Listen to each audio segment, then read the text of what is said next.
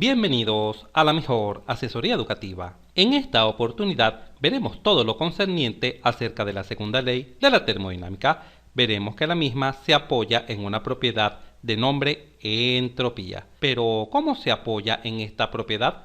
A través de la desigualdad de Clausius. Desde el punto de vista matemático, esta integral se aplica sobre un ciclo cerrado. De allí este círculo. Este círculo significa que el ciclo es cerrado. Y recordando que la integral representa una suma algebraica, así esta integral representa la sumatoria de este cociente, del cociente entre los diferenciales de calor, entre la temperatura. Y esta sumatoria, según Clausius, siempre es negativa, o a lo sumo igual a cero. Obsérvese acá un ciclo cualquiera. Recordemos que en termodinámica existen diferentes ciclos, como por ejemplo el ciclo Rankine, Brayton, ciclo Otto-Diesel, que se da en un cilindro pistón a través de un sistema cerrado, y otros tipos de ciclos.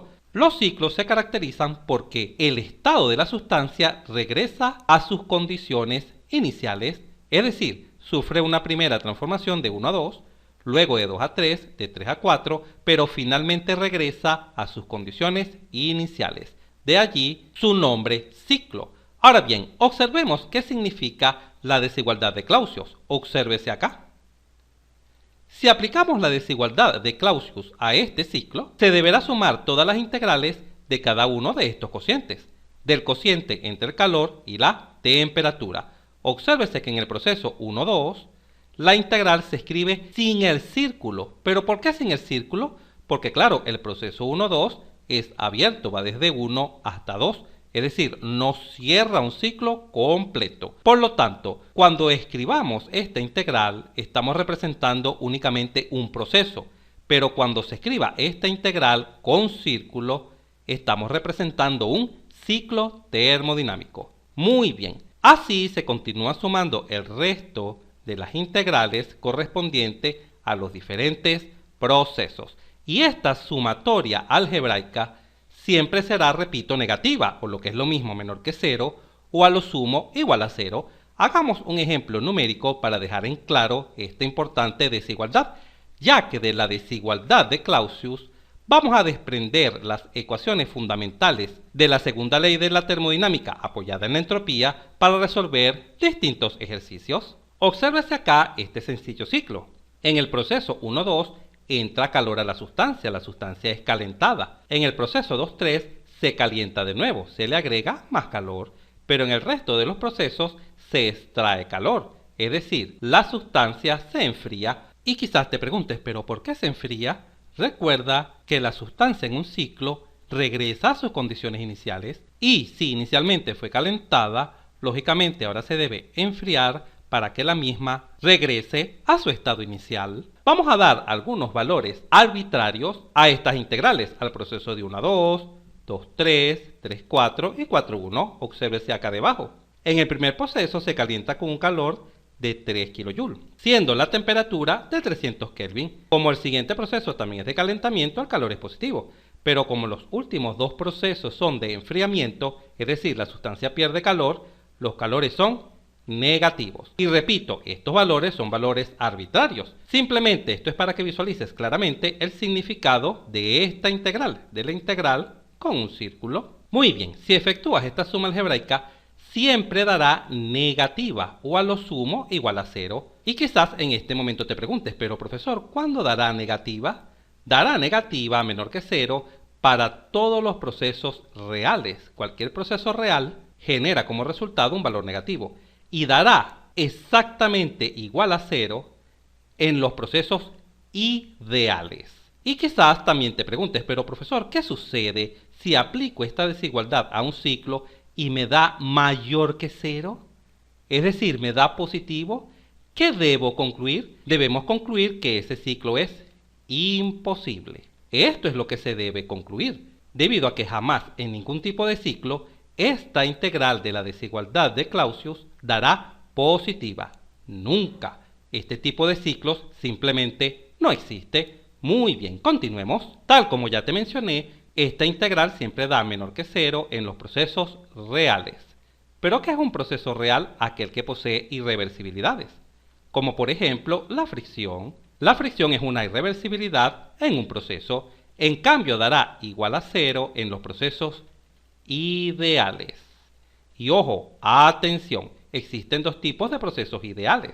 Observe hasta acá esta figura. La sustancia es la que sufre el proceso de 1 a 2, la sustancia. Y por supuesto, esa sustancia interactúa con el exterior, es decir, intercambia cierta cantidad de calor, bien sea que se esté calentando o enfriando. Ahora bien, el cambio que esté sufriendo el exterior, sea este reversible o irreversible, independientemente del tipo de proceso que sufre el exterior, como por ejemplo el aire atmosférico, no influirá en que el proceso sea ideal. Lo que sí influirá que el proceso sea ideal es que el cambio en la sustancia sea reversible. Atención, la sustancia que se encuentra, por ejemplo, dentro de una tubería, dentro de una turbina, dentro de un compresor, dentro de una bomba, dentro de un intercambiador de calor, etc. La sustancia, el proceso que se da en la sustancia debe ser reversible, independientemente, repito, de lo que esté sucediendo en el exterior. En cambio, en los procesos reales, obsérvese acá en la parte superior, la sustancia sufre un proceso irreversible, es decir, se consideran las irreversibilidades que se suceden en la sustancia como la fricción y otros factores que generan pérdida. Generan irreversibilidades. Cuando esto ocurre, cuando el proceso experimentado por la sustancia es irreversible, siempre nuestra integral dará menor que 0, pero por el contrario, cuando la sustancia sufre un proceso reversible, nuestra integral será igual a 0.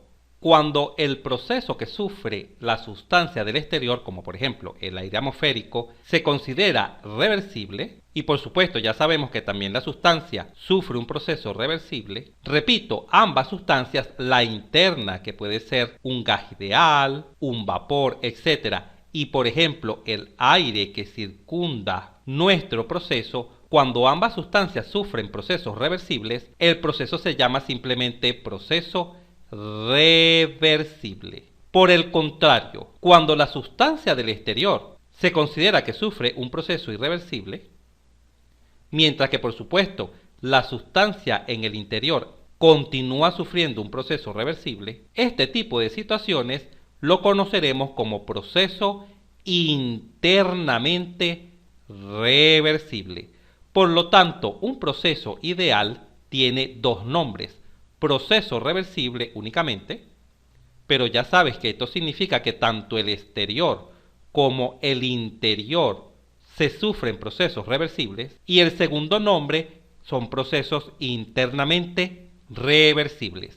Y ya sabes que cuando veas este nombre, internamente reversible, es que únicamente la sustancia que sufre el proceso lo hace de forma reversible, mientras que el exterior lo hace de forma irreversible. Mucho cuidado con este detalle. Genial, continuemos.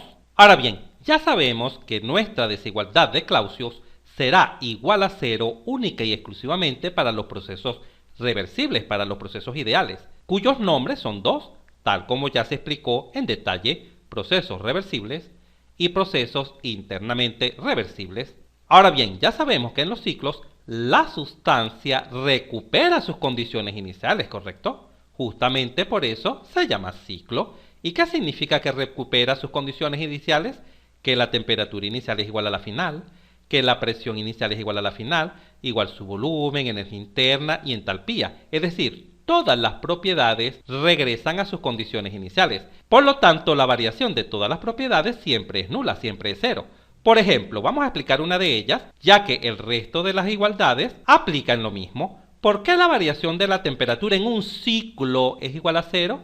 Porque claro, la temperatura inicial es igual a la temperatura final. Si calculamos esta variación, ¿qué sucederá? Se restará la temperatura final menos la temperatura inicial. Pero como se trata de un ciclo, la final es igual a la inicial. Por lo tanto, esta diferencia es igual a 0. Y esto mismo ocurre con la presión, con el volumen y con el resto de las propiedades. Y repito, ya que es muy importante, esta variación es nula, única y exclusivamente en los ciclos. Ahora bien, fija tu atención acá, en lo que sucede en el cociente de nuestra integral cuando se dividen todos los calores entre la temperatura. Ya sabemos que este cociente, por supuesto, ojo, en un proceso internamente reversible o simplemente reversible, será igual a 0, ¿correcto? ¿Y por qué sabemos esto? Por lo que ya te mencioné acá. Sabemos que la sumatoria de todos los cocientes es nulo en los procesos reversibles o internamente reversibles, es decir, en los procesos ideales. Ahora bien, necesito que pongas especial atención a lo que a continuación te voy a explicar. Observa lo que sucede con este cociente al sumar todos los cocientes de un ciclo, que genera como resultado 0. Lo mismo que genera el resto de las propiedades, como la entalpía, la energía interna, volumen, presión y temperatura. Es decir, se puede concluir que para los procesos internamente reversibles, este cociente de Q sobre T se comporta como una propiedad. Obsérvese acá esta importante afirmación. La cantidad de Q sobre T, o mejor dicho, la sumatoria de todos estos cocientes en un ciclo internamente reversible, se comporta como una propiedad. Y repito, ya que es muy importante, ¿por qué se comporta como una propiedad? Porque nos da 0, nos da exactamente igual a 0. Ahora bien, ¿qué nombre le daremos a este cociente de los calores entre la temperatura? ¿Qué nombre se le dará? Se bautiza con el nombre de entropía. La variación de entropía, en forma diferencial acá, se define como el cociente entre el calor y la temperatura, pero ojo, para procesos internamente reversibles o para procesos reversibles. Así, de ahora en adelante, cuando se te pregunte cómo se define la entropía, se define de esta manera. Su variación, su diferencial, siempre es igual al cociente de los calores entre la temperatura para procesos internamente reversibles. No aplica para procesos irreversibles. Muy bien, y de acá se desprenden las unidades de la entropía. El calor viene en kilojoule, obsérvese acá. Y la temperatura viene en Kelvin. Por lo tanto, la unidad de entropía será kilojoule sobre Kelvin. Excelente. Ahora bien, como ya sabemos que la entropía es una propiedad, podemos aclarar brevemente lo siguiente. En la primera ley considerábamos dos propiedades fundamentales, la energía interna para sistemas cerrados y la entalpía para sistemas abiertos. Y por supuesto, la energía interna y la entalpía dependían ¿de qué? De la temperatura. Caímos en la cuenta de que si la temperatura aumenta, también lo hace su energía interna. De la misma manera para la entalpía. Si aumenta la temperatura, también aumenta. Y por supuesto, su variación, ¿cómo la calculábamos? Simplemente restando la energía interna final menos la inicial, ¿correcto? O la entalpía final menos la entalpía inicial para los sistemas abiertos, de una manera bastante sencilla. Pero ahora, en la segunda ley, vamos a considerar esta propiedad de la entropía. Pero visualicemos dos aspectos fundamentales que la diferencian de la primera ley. La segunda ley de la termodinámica, además de considerar la sustancia, que es la que sufre el proceso, también considerará el exterior, el ambiente que circunda a nuestro proceso. Segundo, la variación de entropía, que no es más que la entropía final menos la inicial, se calculará a través de esta integral para un proceso. Obsérvese que no tiene un círculo. Si tuviera un círculo, fuera un ciclo, ¿correcto? Pero como no tiene un círculo, debido a que se trata de un proceso de 1 a 2, míralo acá, proceso que sufre una sustancia desde 1 hasta 2, esto no es un ciclo, es simplemente un cambio de estado, un proceso, se calculará a través de la integral de este diferencial de entropía, que ya sabemos que este diferencial de entropía es igual al cociente del calor entre la temperatura, ojo, única y exclusivamente para procesos reversibles o internamente reversibles. Obsérvese que la energía interna depende de la temperatura. La entalpía también depende de la temperatura. Pero ojo, la entropía no solamente depende de la temperatura, también depende del calor. Depende de estas dos características. Obsérvese acá. La entropía depende tanto de la temperatura como del calor, porque claro, es un cociente entre el calor y la temperatura. Mucho cuidado con este detalle. Genial, continuemos. Ahora bien, como ya sabemos que la segunda ley de la termodinámica va a considerar tanto la sustancia que sufre el proceso como el exterior, que por ejemplo puede ser el aire atmosférico, Para la propiedad temperatura, conocer la temperatura nos daba cierta información en cuanto a si esa sustancia se encontraba bien sea muy caliente o muy fría. Igual la presión, igual el volumen. Si nos hablan de un volumen, sabemos que nos están hablando de tamaño. Igual para la energía interna y entalpía. A mayor energía interna y a mayor entalpía, nuestra sustancia tiene mayor capacidad de realizar un trabajo. Pero cuando analizamos esta nueva propiedad llamada entropía, la entropía por sí sola no nos da mayor información. Lo único que se puede concluir es en cuanto al orden o desorden de la sustancia. Por ejemplo, si la entropía aumenta, se puede decir que hay mayor desorden en la sustancia, mientras que si la entropía disminuye e inclusive tiende a cero, la sustancia tiende a ser más ordenada, más perfecta. Pero repito, esta información no es muy valiosa a la hora de analizar ejercicios y obtener conclusiones. Ahora bien, en este momento te preguntarás, pero profesor, entonces ¿cómo vamos a trabajar con la propiedad entropía, bien sea de la sustancia o del exterior? ¿Cómo vamos a trabajar con esta propiedad? Nos enfocaremos en su variación, en el delta S. Recuérdese que en termodinámica este triángulo significa variación, es decir, entropía final menos entropía inicial. Esta variación sí nos va a dar mucha, pero mucha información acerca de lo que está sucediendo en algún fenómeno termodinámico. Y en este momento la pregunta lógica es, profesor, pero ¿cómo vamos a calcular estas variaciones de entropía sufridas tanto por la sustancia como por el exterior? ¿Cómo lo vamos a hacer? Aplicando su definición, obsérvese acá. La variación de entropía, que no es más que la integral de ds, será igual a la integral del cociente del calor entre la temperatura, ojo, para procesos internamente reversibles o simplemente reversibles. Y quizás en este momento sientas que esta definición es compleja, pero no, es bastante, pero bastante sencilla de aplicar para obtener las distintas fórmulas que nos conducen a conocer la variación de entropía.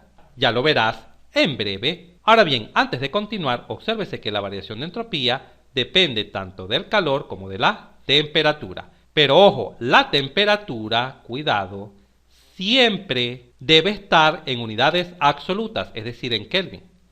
¿Y qué significa que esté en Kelvin o unidades absolutas? Que siempre esa temperatura será positiva. Siempre. Por lo tanto, el signo de la variación de entropía, es decir, que nos dé positivo o que nos dé negativo, dependerá única y exclusivamente del calor. Única y exclusivamente. Obsérvese acá, la variación de entropía depende del signo del calor. Por ejemplo, si la sustancia se está calentando, la variación de entropía nos dará positiva, porque claro, está entrando calor. ¿Y qué significa que la variación de entropía nos dé positiva? Que la entropía está aumentando. Por el contrario, si la variación de entropía nos da negativa, es porque el calor es negativo. Es decir, está saliendo calor de nuestro sistema, o lo que es lo mismo, nuestra sustancia o sistema se está enfriando. ¿Y qué quiere decir que la variación de entropía sea negativa? Que la entropía está disminuyendo. Así llegamos a una de las conclusiones más importantes de termodinámica. La entropía aumentará cuando se le aporte calor a la sustancia, cuando se caliente. Y la entropía disminuirá cuando la sustancia se enfríe, cuando se extraiga calor de la sustancia. ¡Excelente! Avancemos. Veamos ahora un poco más de cerca lo que sucede en nuestra sustancia, o también conocido como sistema. Y por supuesto ya sabemos que independientemente de que nuestro sistema sea cerrado o abierto, la sustancia cambia de estado, es decir, sufre un proceso. Y lo que de ahora en adelante conoceremos como los alrededores. Y observe hasta acá esta importante propiedad que tienen los alrededores. Por lo general, los alrededores mantienen la temperatura constante. Y en este momento te preguntarás, pero profesor, en termodinámica, ¿a qué le llamamos alrededores precisamente? Se le puede llamar alrededores a las fuentes. ¿Qué es una fuente? Una fuente es aquella que suministra calor al sistema, como por ejemplo la caldera cuando vimos ciclos Rankine, un horno industrial, el sol que proporciona calor, etc. Y estos dispositivos como la caldera y el horno, así como nuestra estrella fundamental, el sol, los podemos considerar de temperatura constantes, es decir, que son proveedores de calor de forma continua, sin variar su temperatura. A esto es lo que llamaremos fuente. Y ojo, por lo general se encuentra en los alrededores de nuestro sistema, pero en los alrededores puede haber únicamente fuentes. No, también existirán sumideros. Pero, ¿qué es un sumidero? Es aquel que absorbe calor del sistema, es decir, cuando el sistema se enfría. Por lo general, estos sumideros son la atmósfera, un río, un lago, el mar, etc. Y ya sabemos que por más calor que se le aporte a la atmósfera, o a un río o al mar, podemos considerar que la temperatura de estos espacios permanece constante. Por ejemplo, cuando en tu casa enciendes la cocina, y por supuesto la cocina tiene una llama, tiene calor, y colocas, por ejemplo, un envase para cocinar, a pesar de que el fuego tiene una muy alta temperatura, en la habitación donde se encuentra la cocina, que por supuesto normalmente también se llama cocina, en el ambiente de la misma no experimentarás una variación de temperatura muy alta. Por supuesto, a menos que te acerques al fuego, pero ya apenas a 1 metro o 2 metros de distancia podemos considerar que la temperatura de esa cocina permanece constante. Por ejemplo, tenía una temperatura de 20 grados centígrados, una temperatura ambiente. Pues esta temperatura no variará y en caso que lo haga variará muy pero muy poco. Y es por esta razón que la atmósfera se puede considerar como de temperatura constante. Y de esta manera también se comporta el mar, un lago, un río, etc. Y por supuesto también se consideran alrededores las habitaciones donde nos encontramos, la escuela, la universidad, una compañía, una fábrica, una empresa, etc. Muy bien, continuemos. Y cuando fijamos nuestra atención en la sustancia que es la que sufre el proceso, el cambio de estado, acá si no necesariamente la temperatura permanece constante. Pudiera permanecer constante porque existen procesos isotérmicos, ¿correcto? Pero normalmente la temperatura varía. ¿Por qué varía? Porque la sustancia bien sea está recibiendo calor, está siendo calentada o está siendo enfriada, se le está absorbiendo calor. Es por ello que por lo general la temperatura varía, pero lógicamente también pudiera darse el caso de que sufra un proceso isotérmico, es decir, que la temperatura permanezca constante. Se pueden dar cualquiera de estas dos situaciones en nuestro sistema y recuerda que el sistema no es más que la sustancia que sufre el proceso, que sufre el cambio de estado. Ahora bien, en este momento la pregunta lógica es: profesor, ¿pero cómo calculamos la variación de entropía de los alrededores? Bueno, vamos a considerar, por ejemplo, la fuente, que son aquellas que proporcionan calor. ¿Cómo se define la variación de entropía? La variación de entropía se define como la integral del cociente entre el calor dividido temperatura. Pero claro, ya sabemos que en las fuentes la temperatura permanece constante, por lo tanto sale de la integral. Mira qué fácil es bastante sencillo. ¿Y qué significa esta integral del diferencial de calor? Bueno, significa simplemente todo el calor que está proporcionando la fuente, dividido entre la constante que es la temperatura. En conclusión, la variación de entropía de la fuente no es más que el calor dividido entre la temperatura. ¿Pero por qué lo calculamos tan fácil? Porque claro, es un proceso isotérmico, ocurre a temperatura constante, por lo tanto la temperatura se puede extraer de la integral. Y sumar todos los calores significa el calor total que proporciona la fuente. Observa lo fácil y sencillo que es calcular la variación de entropía de los alrededores. Y si calculamos la variación de entropía de los sumideros, es decir, de aquellos que absorben calor, como por ejemplo la atmósfera, el aire atmosférico, un río, un lago, etc., aplicamos exactamente la misma definición. La integral de la variación de calor dividido sobre la temperatura. Pero claro, la temperatura permanece constante, sale de la integral. Por lo tanto, vamos a llegar exactamente al mismo resultado, que la variación de entropía de los sumideros o de la atmósfera no es más que el calor dividido entre la temperatura. Es bastante, pero bastante sencillo. Ya verás cuando estemos resolviendo ejercicios la forma en que aplicaremos estas ecuaciones. Y finalmente, ¿cómo vamos a calcular la variación de entropía de nuestra sustancia o de nuestro sistema, bien sea que sea cerrado o abierto? ¿Cómo lo vamos a calcular? Aplicando la definición de variación de entropía, que por supuesto ya sabemos que esta es válida en los procesos internamente reversibles o simplemente reversibles. Y en este momento quizás te preguntes, pero profesor, ¿cuáles son las fórmulas o ecuaciones para nuestro sistema, para nuestra sustancia? Son las siguientes, observa. En pantalla se visualizan y las he colocado directamente porque ya desarrollé un video donde explico con lujo de detalles cómo se obtienen cada una de estas fórmulas. ¿Te has perdido de ese video?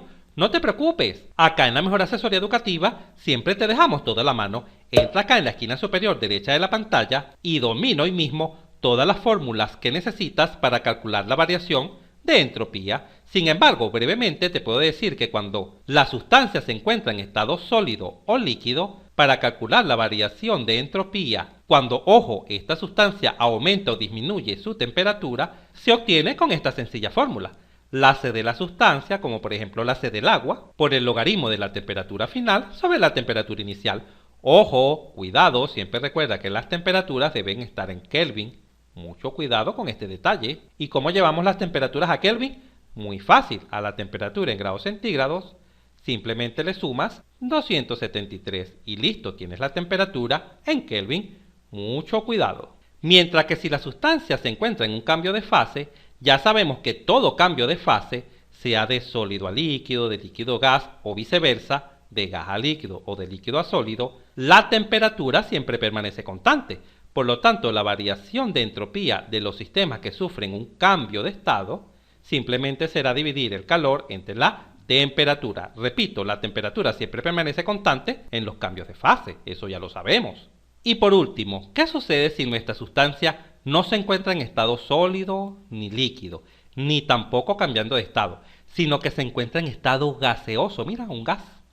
Bueno, acá tenemos dos situaciones básicas. Podemos tener un vapor como vapor de agua o el vapor de un refrigerante, y en este caso de los vapores se deberá acudir a las tablas, definir el estado de la sustancia y calcular la entropía final y la inicial y simplemente restarlas. Así de fácil. Entropía 2 menos entropía 1. ¿Te has perdido cómo definir el estado de una sustancia pura o de un vapor y el uso de las tablas para obtener la entropía? No te preocupes, acá en la Mejor Asesoría Educativa siempre pensamos en ti. Entra acá en la esquina superior derecha de la pantalla y repasa para dominar hoy mismo cómo trabajar con sustancias puras y las tablas termodinámicas para calcular la variación de entropía. Y si no se tiene un vapor sino un gas que se considera ideal, como por ejemplo el hidrógeno, nitrógeno, oxígeno, el aire, etc., se tiene la siguiente situación. La variación de entropía del sistema puede calcularse con cualquiera de estas dos fórmulas, puedes utilizar cualquiera. Vas a llegar exactamente al mismo resultado, como C sub P, calor específico a presión constante por el logaritmo de T2 sobre T1, menos la R de la sustancia del gas ideal por el logaritmo de P2 sobre P1, o esta que está acá abajo, que la diferencia es que se utiliza C sub V, calor específico a volumen constante, y en vez de ser negativa es positiva, mira. En vez de restar es sumando, y en vez de utilizar presiones se utilizan volúmenes. Pero repito, cualquiera de las dos fórmulas te conducirá exactamente al mismo resultado. Y cuidado, estas fórmulas son válidas siempre y cuando los calores específicos sean constantes. Y quizás te preguntes, pero profesor, si los calores específicos son variables, ¿qué debemos hacer?